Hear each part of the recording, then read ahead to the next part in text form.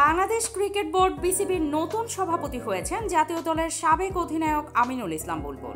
জাতীয় ক্রীড়া পরিষদ এনএসসি থেকে বিসিবির পরিচালক হিসেবে অনুমোদন পান তিনি। শুক্রবার বিকালে বিসিবির পরিচালকদের ভোটে নতুন সভাপতি নির্বাচিত হন বাংলাদেশের প্রথম টেস্ট সেঞ্চুরিয়ান। বিসিবির ১৬তম বোর্ড সভাপতি হিসেবে দায়িত্ব নিলেন বুলবুল। এছাড়া সিনিয়র ভাইস প্রেসিডেন্ট হয়েছেন নাজমুল আবেদিন ফাহিম ও ভাইস প্রেসিডেন্ট হয়েছেন আরেক পরিচালক ফাহিম সিনহা। গত বছরের ৫ই আগস্ট রাজনৈতিক পট পরিবর্তনের পর থেকে বিসিবিতে আসেন নতুন নেতৃত্ব। ফারুক এনএসসির কাউন্সিলর হিসেবে বিসিবির পরিচালক হন। এরপর ২১শে আগস্ট পরিচালকদের ভোটে সভাপতি নির্বাচিত হন, তবে মাত্র ১০ মাস স্থায়ী হয় তার পদ।